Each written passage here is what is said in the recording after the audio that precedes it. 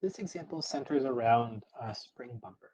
So a couple of the portions here are very similar to all the kind of energy collision stuff you've done so far, and then some of the other ones are pretty specific to this example. So first off is the calculation of the velocities after the collision. So this is a simple um, momentum velocity calculation where one object starts at a velocity that's non-zero, the other one starts with a velocity of zero, and then they eventually end up with two non-zero velocities.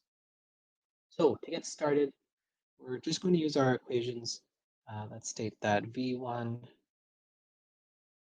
prime, which is the final velocity of the first object, is equal to v1, the original velocity of the first object, m1 minus m2, all divided by mt.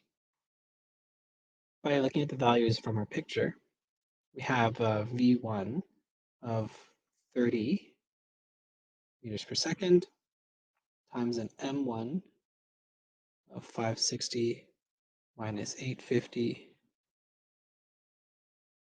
all divided by 560 plus 850. This leaves us with a negative number, negative 6.17 meters per second, which is to say 6.17 meters per second to the left. Solving for the final velocity of the second vehicle is quite similar.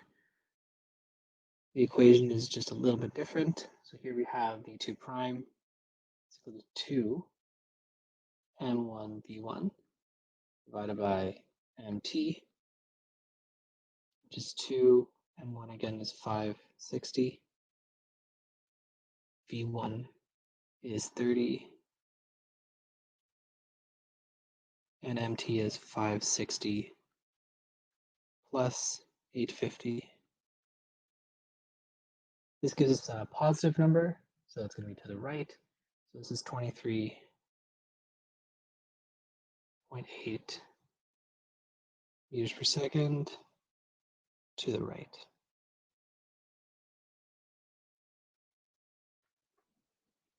To determine the velocity of the system at the minimum separation, so that's when the two cars are as close as possible, given the fact that there is spring here. All we're going to do is we're going to take the mass and the initial velocity of the first vehicle plus the mass times the initial velocity of the second vehicle. That will be equal to the total mass times our, what we're going to call the sub naught, or the velocity at the minimum separation. So for this one, this is quite a unique example because we know this goes to zero because there is no initial velocity of the second car. So what we're left with is simply the momentum of the first car.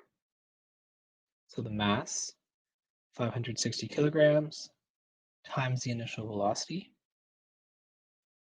is equal to mt, which is the sum of both masses,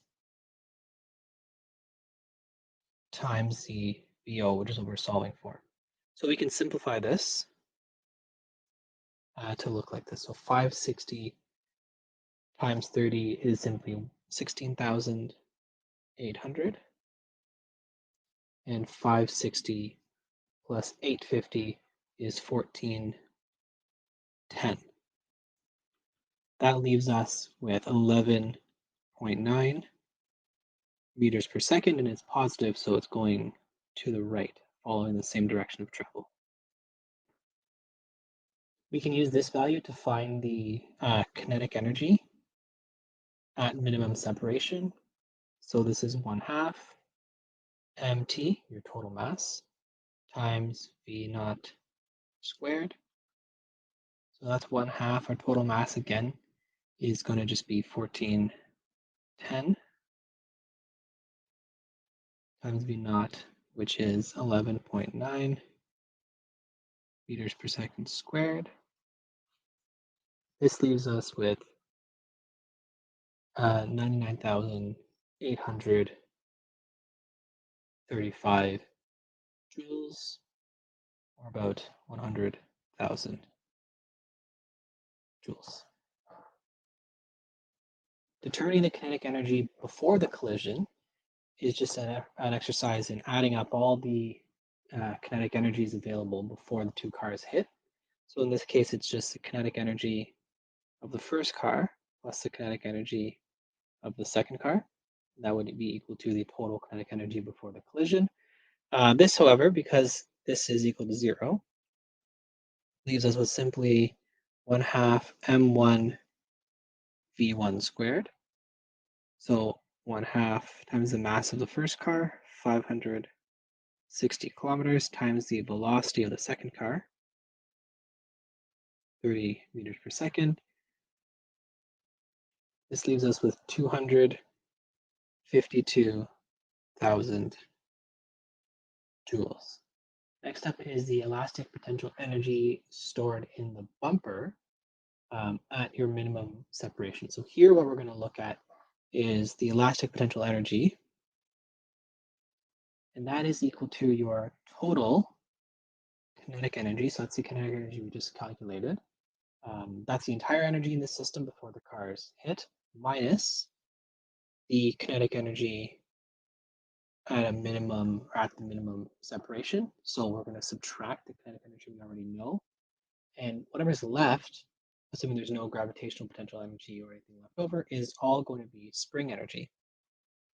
So this leaves us with 252,000 joules of total EK, which we had just solved for, minus 99,835 joules, which we calculated on the previous step. And whatever's left is your elastic potential energy. So that's 152,165 joules.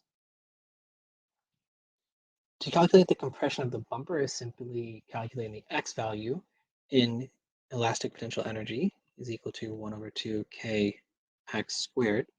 Since we know all the values here, we can rearrange this to solve for x, which leaves us with the square root of 2 times the elastic potential energy, which we had just calculated, divided by the k value, which is given to us in the diagram.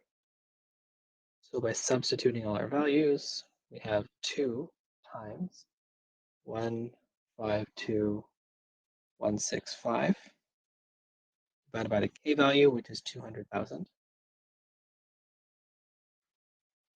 And this leaves us with a compression of 1.23 meters.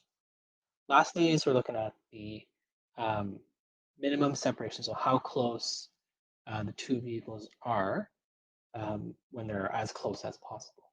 So to figure this one out, all we're going to do is we're going to take the length of the spring, which is given to us in the question, and we're going to subtract the x value we just calculated. So the length of the spring is 1.5 meters. How much was it compressed? 1.23 meters. And this leaves us with a compression, or sorry, with the distance remaining of 0.27. So that's how close the two cars actually got at their closest point during the compression.